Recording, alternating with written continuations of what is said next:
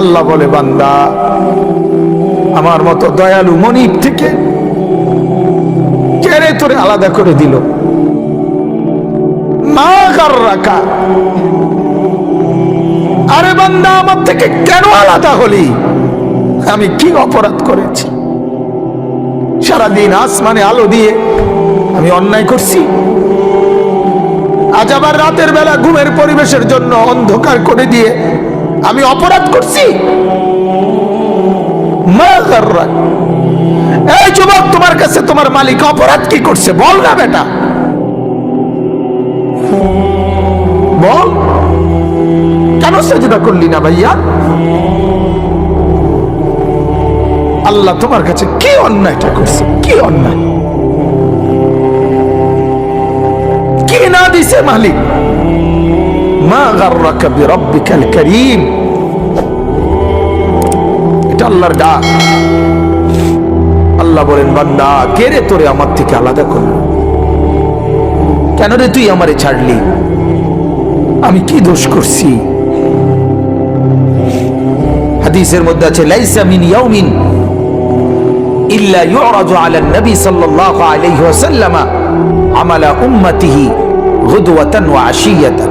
শোনো যুবক, আল্লাহর নবী বলেন প্রতিদিন দুইবার, সকালে একবার, সন্ধ্যায় একবার, আমার উম্মতের আমল আমি রাসূলের সামনে ফেরেশতারা পেশ করে। হায় হায়, নবীর সামনে তোমার নাম উচ্চারণ হয়, ফেরেশতা বলে, ইয়া রাসূলুল্লাহ একটা সিজদা দেয় নাই, একটা সিজদা, একটা সিজদা দেয় নাই।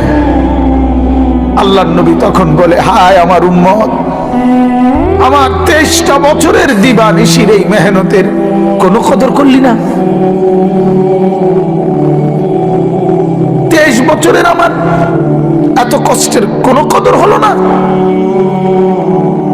হাসরের ময়দানে নবী, দোস্ত শুনেন, হাসরের ময়দানে আল্লাহর নবী তার পিঠ দেখাবে, পিঠ, নবী তার পিঠ দেখাবে, পিঠ দেখায়া বলবে, উম্মত দেখ আমার পিঠ, চালনির মতো ছিদ্র ছিদ্র করে ফেলছি। তায়েফের বাচ্চারা যখন আমার পাথর মারছে, ওই পাথরের আঘাত সইতে গিয়ে। সেদিন দেখবেন, সেদিন বুঝবা যুবক, নওজোয়ান, তোমার জন্য কাঁদার কেউ নাই, তোমাদের জন্য ভাবার কেউ নাই। মা বাপ ছেড়ে দিছে তোমারে, যা বাবা নষ্ট হয়ে যা। আহা, মোবাইলের হাতে ছেড়ে দিছে তোমারে, নষ্ট বন্ধুদের হাতে ছেড়ে দিছে তোমারে, যা বাবা পেটের ভুক লাগলে ভাত খাইয়ে যাইস, বাকি টাইম নষ্ট হয়ে যা। অভিভাবক ছেড়ে দিছে সন্তানকে, দুপুর বেলা বের হইছে রাত 10টা পর্যন্ত, কারো কোনো পেরেশানি নাই। মা বাবার, ছেলেটা কি হচ্ছে, তার সাথে উঠতেছে, বসতেছে, খাইতেছে, চলতেছে, কারো কোনো পেরেশানি নেই। এভাবে জিন্দেগি চলে না বাজান, এভাবে জিন্দেগি চলে না। এই জন্য আল্লাহ তাআলা প্রতিদিন ডাকে, আমার বান্দা আমি কি অপরাধ করেছি? রাসূল প্রতিদিন বলে, আমার উম্মত আমি কি অন্যায় করছি? আমার তায়েফের রক্তের কোনো দাম নাই, আমার উহুদের দান দান শহীদ করার কোনো মূল্য নাই। 14 দিন আমি পেটে পাথর বেঁধেছি, আমার সেই পাথরের বাধা পেটের কোনো মূল্য নাই। আমি 3 মাস ঘরে চুলায় আগুন জ্বলে নাই, আমার সেই জীবনের কোনো মূল্য নাই। মুসলমানের ছেলেরা, মুসলমানের বাবারা, তোমরা তোমাদের আল্লাহকে চেনো, তোমরা তোমাদের রাসূলকে চেনো। মোবাইল দিয়া হইলো নবীকে চেনো, রাসূলের জীবনী শোনো, তাইলেও ফায়দা হবে। এই জীবন এভাবে নষ্ট করো না ভাইয়া। আল্লাহ আমাদেরকে বুঝ দান করেন, আল্লাহ আমাদেরকে কবুল করেন, আল্লাহ আমাদেরকে ফিকির দান করেন। অনেক যুবক বসছো মাশাআল্লাহ, আল্লাহ যত ছেলে বসছো, আল্লাহ তোমাদের ঈমান আমলের দৌলত দান করেন। এই কলিজাটা যদি একবার আল্লাহ পছন্দ করে তোমার, তো ওই দিলে আল্লাহ তাআলা ঈমান আমল দিয়েই দেবে। এজন্য তুমি আল্লাহর কাছে বলিও, আল্লাহ আপনি আমাকে আপনার জন্য গ্রহণ করেন, আপনার দ্বীনের জন্য গ্রহণ করেন। বলেন, আমি যে আয়াত পড়ছি এই আয়াতে আল্লাহ তাআলা বলেন, সূরা আনফালের আয়াত, ইয়া আইয়ুহাল্লাযীনা আমানু, ওই যে পিছনে তাকায়ও না ভাইয়া, পিছনে তাকায়ও না, এই আসো আসো, ইয়া আইয়ুহাল্লাযীনা আমানু, হে ঈমানদারগণ। এটা আল্লাহর ডাক। কার ডাক? আল্লাহ। ইয়া আইয়ুহাল্লাযীনা আমানু, এটা আমার মালিকের ডাক। মালিকের এই ডাকে পৃথিবীর সবচেয়ে বেশি মায়া। সন্তান যখন, মা যখন সন্তানকে ডাকে, ওই ডাকে যেতটুকু মায়া, বাবা সন্তানকে ডাকলে যতটুকু মায়া, আল্লাহর কসম এই ডাকের মধ্যে গোটা পৃথিবীর সবচেয়ে বেশি মায়া এর মধ্যে। ইয়া আইয়ুহাল্লাযীনা আমানু, হে ঈমানওয়ালা। আল্লাহ বলেন, বান্দা তুমি কালেমা পড়েছো, তুমি নিজেকে মুসলমান পরিচয় দিয়েছো, আমি আল্লাহ খুশি হলাম, তোমার ঈমান গ্রহণ করে নিলাম। আমি আল্লাহ এই কারণেই তোমাকে ঈমানদার বলে ডাক দিলাম।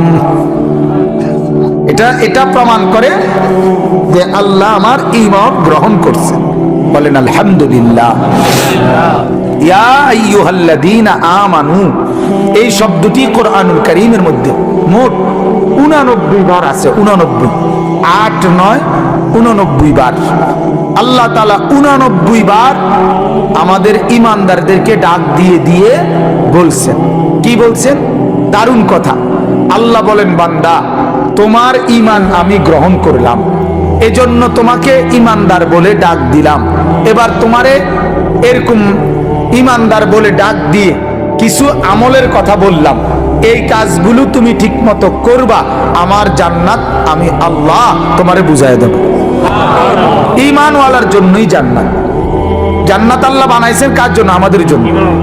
এই যে আপনারা যারা বসছেন এখানে, ছোট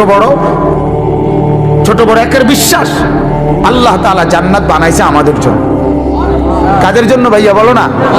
আমার জন্য। এই তোমার জন্য, তোমার জন্য, তোমার জন্য, তোমার জন্য, তোমার জন্য।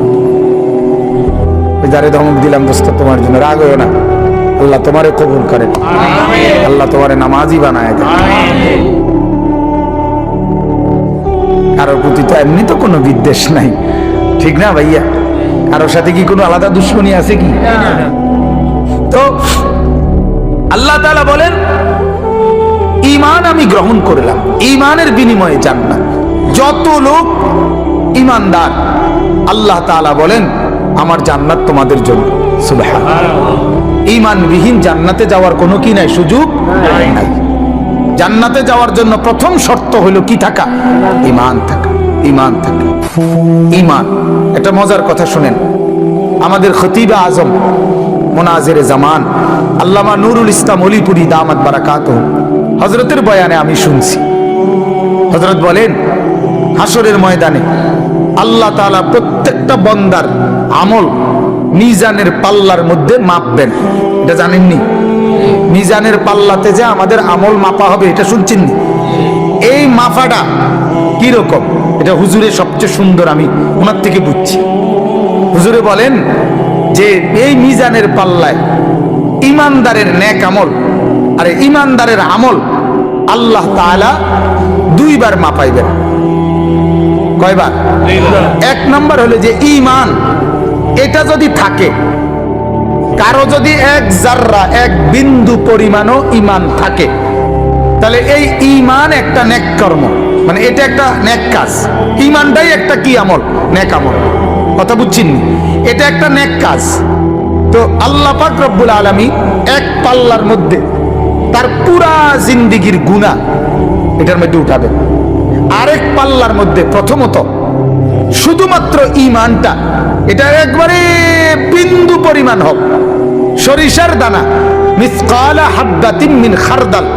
কোরআনেও আছে, হাদিসেও আছে, আল্লাহ বলছে, নবীজিও বলছে, সরিষার দানা পরিমাণ ঈমানটুকু যারা আছে, এটাই আল্লাহ তাআলা আরেকটা পাল্লার মধ্যে ফেরেশতারা রাখবেন। তাহলে এক পাল্লার মধ্যে কি? গুনাহ। আরেক পাল্লার মধ্যে শুধু ঈমানটা।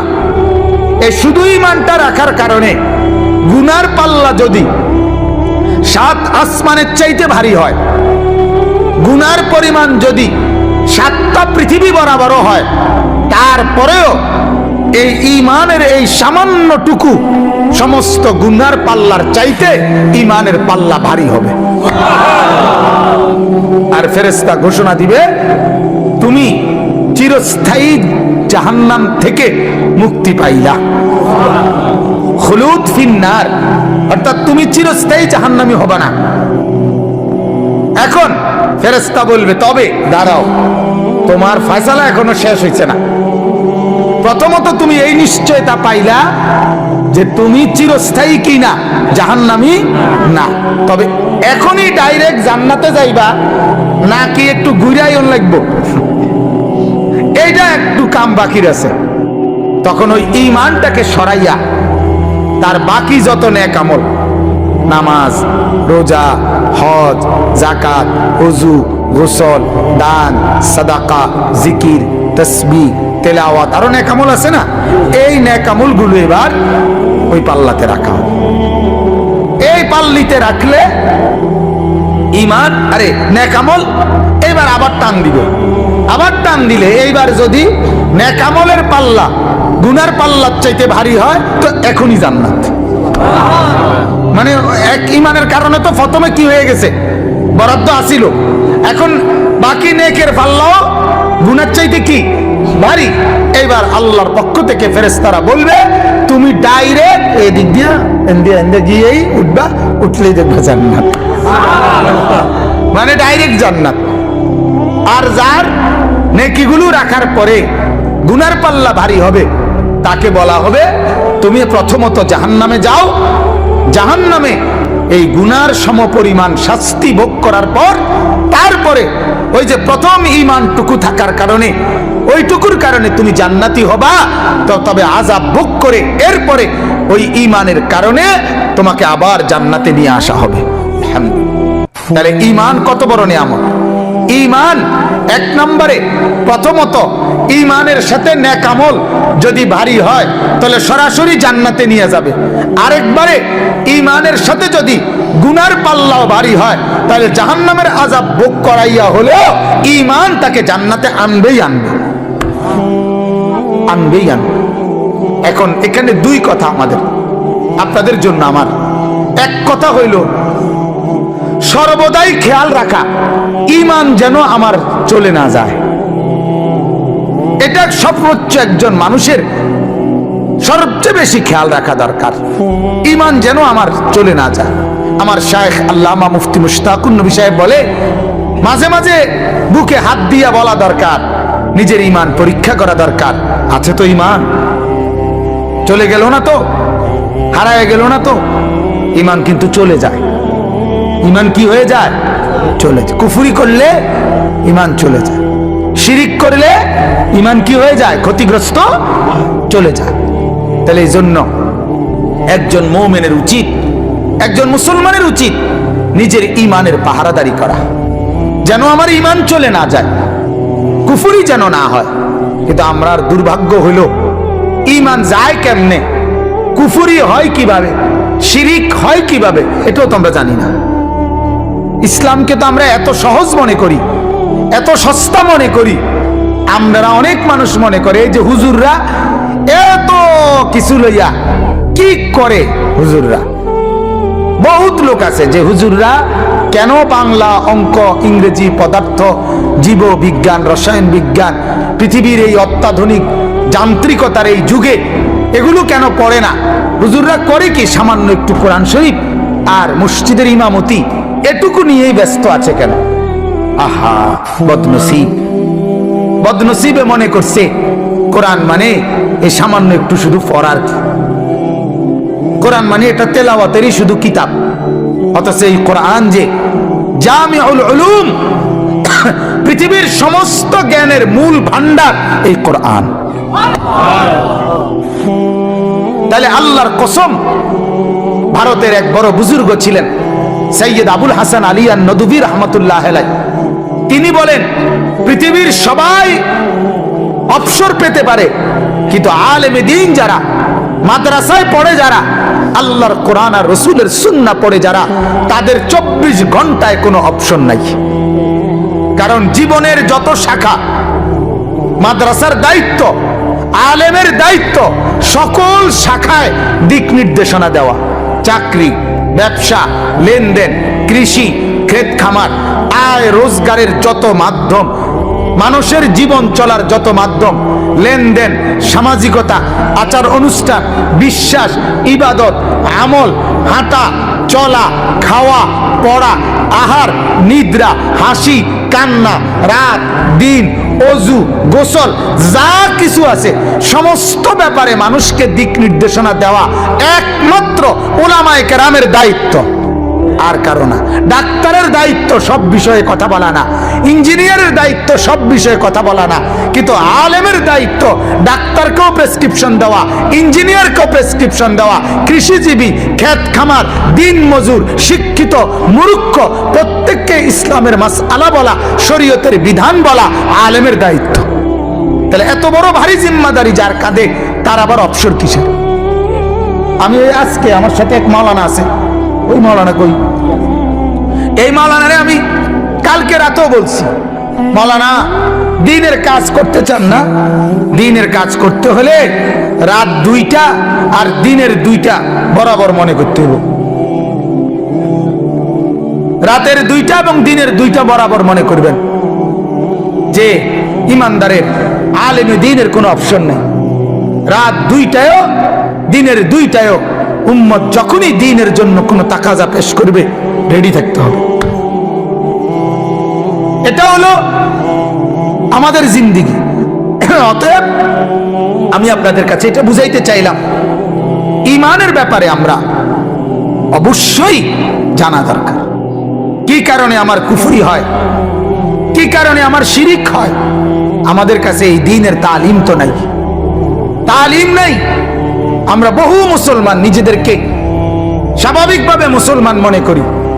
অনেক লোক আছে নিজেদেরকে নামাজিও মনে করে, নামাজ পড়েও মাশাআল্লাহ, কিন্তু নামাজের মাসআলা, ওযুর মাসআলা, হালাল হারামের মাসআলা, জায়েজ না জায়েজের মাসআলা, পাক নাফাকের মাসআলা, পবিত্রতা অপবিত্রতার মাসআলা, এগুলোর ব্যাপারে ফিকির নেই, কোনো ফিকির নেই। তাইলে আপনি ভাবেন, যদি এই ব্যাপারে ফিকিরই না থাকে, যদি কোনো আচরণে কোনো কথাবার্তায় আপনার কুফরি হয়, তখন আপনি তো জানেন না আপনার ঈমান যে চলে গেছে, আপনার তো খবরও নেই। বলেন নাউজুবিল্লাহ। এজন্য আমার ভাই, আল্লাহ পাক রব্বুল আলামিন আমাদেরকে বললেন, আমার বান্দা তোমার সবচেয়ে বড় নিয়ামত তোমার ঈমান, আর এটা যেহেতু তুমি পেয়েছো, আমি আল্লাহ খুশি হইছি, এজন্য তোমারে আমি তোমার পক্ষে, আমার পক্ষে ঈমানওয়ালা বলে ডাক দিছি। তুমি আমার দলভুক্ত, অতএব তুমি লক্ষ্য রাখবা আমার দল থেকে যেন তুমি ছুটে না যাও। আল্লাহ আমাদেরকে হেফাজত করেন। আমার ভাই, ঈমানের তালিম নেওয়া দরকার। এই যে দাওয়াত ও তাবলীগের সাথীরা সারা পৃথিবী জুড়ে ঈমান ও আমলের তালিম দেয়। সকাল দুপুর বিকেল রাত সারাক্ষণ একই কথা বলে, ভাই ঈমানের মেহনত নিয়ে কথা বলা হবে, ঈমান আমলের মেহনত নিয়ে কথা বলা হবে। মানে কি? মানে বোঝা গেল ওরা 30 বছর 40 বছর পরেও এটা বুঝে ঈমানের মেহনত আজও দরকার। হাদিসের মধ্যে আছে, বুখারীর রিওয়ায়াত, সাহাবীরা একজন আরেকজনকে ডাকতেন, জিজ্ঞেস করে ডাকতেন আর বলতেন, ইজলিস বিনা, ইজলিস বিনা। এক সাহাবী আরেক সাহাবীকে ডাকতেন আর বলতেন, ভাইয়া একটু পাশে বসেন, নুমিনু সাআতান, কিছুক্ষণ ঈমানের কথা বলি। এই ঈমান এমন এক জিনিস, সাহাবীরা রাসূল থেকে ঈমান শিখছে। সাহাবীরা কালেমা পড়ছে কার হাতে? নবীজির হাতে। তবুও বলতেন একজন আরেকজনকে, ভাই বসেন, ঈমান বাড়াই, ঈমানের কথা বলি, ঈমানের আলোচনা করি, ঈমানের মুযাকারা করি। তাইলে আমার বলার উদ্দেশ্য হলো, আমরা যারা সর্বশ্রেণীর মুসলমান নিজেদেরকে দ্বীনদার মনে করি, আমরা কিন্তু এটা লক্ষ্য রাখা দরকার আমার ঈমান যেন ছুটে না যায়। শুধু লা ইলাহা ইল্লাল্লাহ মুখে বলতে পারেন, এটাই যথেষ্ট না। আচরণে, কর্মে, বিশ্বাসে, লেনদেনে যেন কোনো কুফরি না হয়। বহু নাফরমান পাত্তর দিয়ে বাইর হইল, তার জবান দিয়ে মালিকের নাম বাইর হয় না। খানা খায় ঠিকই, বহু বদনসিব মসজিদের সামনে দিয়ে হাইটা জায়গা, সেজদা তার কপালে জোটে না। বহু চা দোকানদার, তার চোখের সামনে মসজিদ, ঠিক মসজিদ বরাবর তার দোকান। এই ডাকাইতের দোকানে বইয়া মানুষে চা খাইয়া নামাজ পড়ে, যে ডাকাইতে নিজে সেজদা দেয় না। আছে না এমন? হ্যাঁ, এটা নসিব। আল্লাহ যাকে পছন্দ করে, ইচ্ছে করে, মালিক যাকে দয়া করে, তাকে আল্লাহর কথা শুনবার, বলবার, বুঝবার, মানবার তৌফিক দেয়। বিশ্বাস করেন, এটা অনেক বড় নিয়ামত। এটা কোরআনের আয়াত, ফামান ইউরিদিল্লাহু আন ইয়াহদিয়াহু ইয়াশরাহ সাদরাহু লিল ইসলাম। আল্লাহ বলেন, আমি যাকে সিদ্ধান্ত নেই হেদায়েত দেব, আমি আল্লাহ তার দিল ইসলামের জন্য খুলে দেই। এটা আল্লাহর ফয়সালা হয়। আল্লাহ সিদ্ধান্ত নেয়, তারে আমি দিনদার বানাবো, তারে দিনদার বানাবো। ওমর রাদিয়াল্লাহু তাআলা আনহু, উনি ফয়সালা নিছে, উনি নবীজির গর্দান নিবে, চোখ লাল, বুকের মধ্যে রাগ, হাতে তলোয়ার। ওনার সিদ্ধান্ত নবীজিকে হত্যা করবে। আল্লাহ বলে, আমার সিদ্ধান্ত তোরে হেদায়েত দেবো। আউগা, ঠিকই না বলেন না কেন? আল্লাহর সিদ্ধান্ত আরেক রকম। তো মালিক বলে, আও আগাও আগাও, সাই জামা জুমা বদলাইও না, এলো। এই অবস্থাতে রব্বুল আলামিন হেদায়েত দিছে। সুবহানাল্লাহ। ইয়া মুকাল্লিবাল কুলুব সাব্বিত কলবি আলা দীনিক। এই দোয়ার মধ্যে ব্যাখ্যায় আছে, নবীজি বলছে, প্রতিটা মানুষের কলব, দিল আল্লাহর কুদরতি দুই আঙ্গুলের মাঝে থাকে। ইন্না কুলুবাল ইবাদ বাইনা ইসবাআইনি মিন আসাবিআর রহমান। প্রত্যেকটা মানুষের দিল আল্লাহ তাআলার কুদরতি দুই আঙ্গুলের মাঝে থাকে। ইউকাল্লিবুহু কাইফা ইয়াশা। আল্লাহ যেভাবে ইচ্ছে ওই দিল বদলাইতে পারে। আল্লাহ চাইলে উলট পালট করে দেয়, আল্লাহ তাআলা চাইলে দিল বদলায় দেয়। এজন্য ওমরের শক্ত দিল, পাষাণ দিল আল্লাহ বদলায় দিছে, তো নরম দিল হয়ে গেছে। নরম দিল। এজন্য কোরআনুল কারীম আছে, ওয়ালামু আন্নাল্লাহা ইয়াহুলু বাইনাল মারই ওয়া কলবিহি। আল্লাহ তাআলা বলেন, ও আমার বান্দা, মনে রাখো, তোমার দিলের তামান্না আর আমার ফয়সালা দুই রকম হয়ে যায়। আরেক অর্থ হলো যে তোমার দিলের ইচ্ছা আর আমার দিল বদলানো ভিন্ন হয়ে যায়। তুমি ইচ্ছা করছো একরকম, আমি তোমার ব্যাপারে দিল বদলাই দেই ভিন্ন রকম। এজন্য আমার অনুরোধ, প্রত্যেক দিন বলি, জুমার বয়ান যখনই মসজিদে যাবেন, একেবারে শুরুর থেকে, এই যুবক ভাইরা, তোমরাও অনেক ছেলে, তোমরা মসজিদে যাও ভাই, ঠিক আছে, কিন্তু বারান্দায় বসে থাকো, ধাক্কা ধাক্কি করো, রসিকতা করো। আরে দোস্ত, জিন্দিগি কতক্ষণ রসিকতা করলে? আমার শুধু এই কথাটা বুঝাও, আসলে রসিকতা কি কোনো টাইম টেবিল নাই? আর বিনোদনের কেকের কোনো টাইম টেবিল নাই। একটা মানুষ কি সারা দিনে ধাক্কা ধাক্কি, এই নিজেদের মধ্যে আনন্দ ফুর্তি, এই তামসা করতে মন চায়, এটা কতক্ষণ? কতক্ষণ ভাল লাগে? একজন মানুষের কতক্ষণ ঘুম যাইতে মনে করে? একজন মানুষের কতক্ষণ তামসা করতে মন চায়? এটার কি কোনো লিমিট নেই? এক সপ্তাহ পরে তুমি, এক সপ্তাহ তো তোমার মসজিদে দেখা যায় নাই, একটা সপ্তাহ পরে শুক্রবারে আধা ঘন্টা টাইমের জন্য আল্লাহর ঘর মসজিদে আসছো, শয়তান তোমারে তখনও কামড়ায়। ইবলিস কি তখন তোমারে তখনও ছাড় দেয় না? তখনও তুমি বারান্দাত বসে বসে ধাক্কা ধাক্কি করো, ঠেলাঠেলি করো। আশ্চর্য কথা। তাহলে আল্লাহর কথা কখন শুনবা ভাইয়া? আখিরাতের কথা কখন শুনবা? কেমনে বললে বুঝবা? কিভাবে বললে বুঝবে এরা? অনেক মুরব্বী আছে, এই মুরব্বী, অনেক কিছু মুরব্বীরও আছে বদভ্যাস, বসে বসে মসজিদে গিয়া ইমাম সাহেব জুমার বয়ান করে, সামনের কাতার দখল করে থাকে, কিন্তু বইবে জিমায় এরম করে। জিমান কেন? আমার মসজিদে দেখে কোন বুড়া, 200 বছরের বুড়াও জিমাইতারে। জিমানির সিস্টেমে নাই, ডরেও তো চোখ বন্ধ করে না, শতপথ নাই, শতপথ করে কেন? আপনি আসছেন আল্লাহর ঘরে, শুনবেন না কেন? মনোযোগী হবেন না কেন?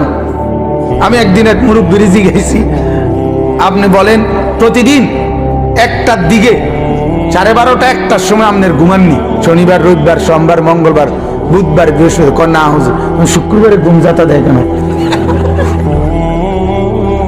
কি ব্যাপার, ঘটনাটা কি?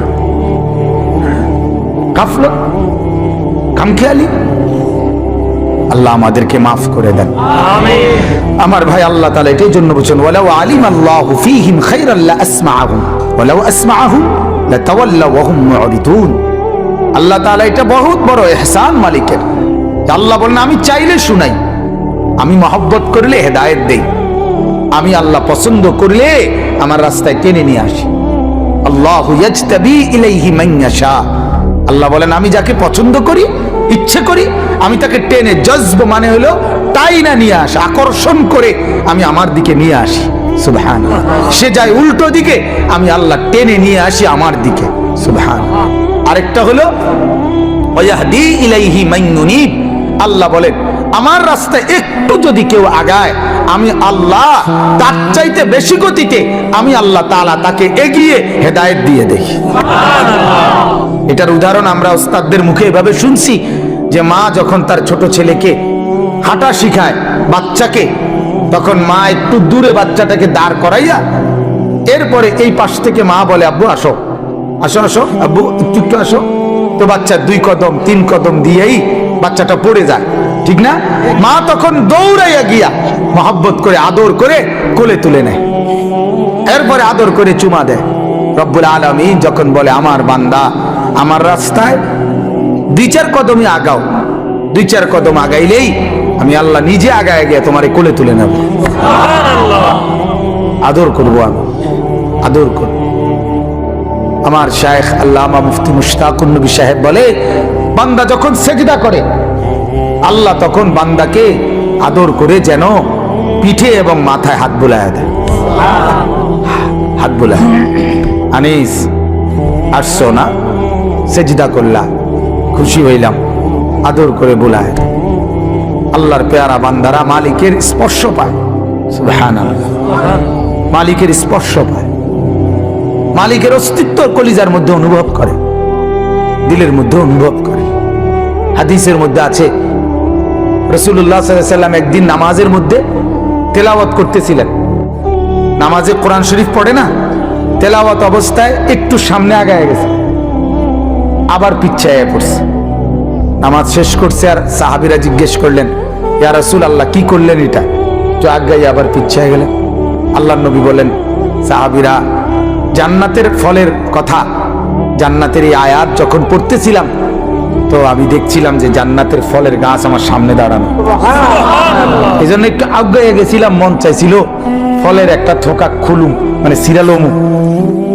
আবার ভাবলাম এটা তো দুনিয়া, এই জন্য ছিড়ি নাই, আর আবার পিছায় পড়ছি। মানে এমন ভাবে দেখছে, এমন ভাবে দেখছে। আল্লাহ রাসূল সাল্লাল্লাহু আলাইহি ওয়াসাল্লামের সাহাবীরা বলতেন, রাসূলুল্লাহ সাল্লাল্লাহু আলাইহি ওয়াসাল্লাম যখন সিজদা দিতেন, সাহাবীরা বলেন, আমরা শুনতাম, নাসমাউ লাহু আজিরান কাআজিরিল মিরজাল। আল্লাহর নবীর সাহাবীরা বলেন, ডেকচির মধ্যে পানি গরম করলে, উতরাইলে যেরকম ডগডগ আওয়াজ করে, গড়গড় আওয়াজ করে, সাহাবীরা বলেন আল্লাহর নবী সিজদার মধ্যে এভাবে কাঁদতেন, আমরা তার কলিজার ভেতরে এই ডেকচির উত্তপ্ত গরম পানির ডগডগে আওয়াজের মতো শুনতে পেতাম। কি নামাজ পড়তেন, কেমন সিজদা করতেন। আল্লাহর নবীর স্ত্রী আম্মা জান আয়েশা রাদিয়াল্লাহু তাআলা আনহা বলেন, মাঝে মাঝে আল্লাহর নবী যখন সিজদা করতেন তাহাজ্জুদে, রাত গভীরে, এত লম্বা সিজদা করতেন, এত লম্বা সিজদা দিতেন। হযরত আয়েশা বলেন, আমি ভাবতাম, হায় তিনি ইন্তেকাল করলেন কিনা, তিনি মারা গেলেন কিনা। তো আমি নিজেই নিজে রাসূলুল্লাহ সাল্লাল্লাহু আলাইহি ওয়াসাল্লামের পায়ের আঙ্গুলে হাত দিয়ে মানে অনুভূতি চাইতাম জীবিত আছে কিনা। এত লম্বা সেজদা দিতেন, এত লম্বা সেজদা দিতেন। এই জন্য ভাইজান আমার বাপ, এটা অনুভূতির ব্যাপার। আল্লাহর রাস্তায় আসতে পারা, আল্লাহর কথা শুনতে পারা, দ্বীনের আয়োজন করা, আল্লাহর কথা বলতে পারা, কোরআনের একটা মজলিসের ইন্তজাম করা, হ্যাঁ, অনেক বড় ইহসান ও করম ছাড়ার কিছু। তোমার দ্বারা আল্লাহ তাআলা একটা ভালো কাজ করাইছে, যে ছেলেরা করছে মাশাআল্লাহ। শামীম ভাই আমারে আবদার করে বসছে, মূলত ওনার আবদারের কারণে আমি এই সময়টুকু মিলাইছি। তো মহব্বত করে বলছে, যে উনি নিজেই বলছে যে ছেলেরা, ছোট ছোট ছেলেরা আয়োজন করে, তা আমি সবার জন্য দোয়া করি আল্লাহ তাআলা আমাদের এই নওজোয়ানদেরকে আগামী দিনে ইমাম মাহাদির সাথে অন্তর্ভুক্ত করুক। বলেন আমিন। আজ মাহাদির পক্ষেই লোক দরকার দোস্ত।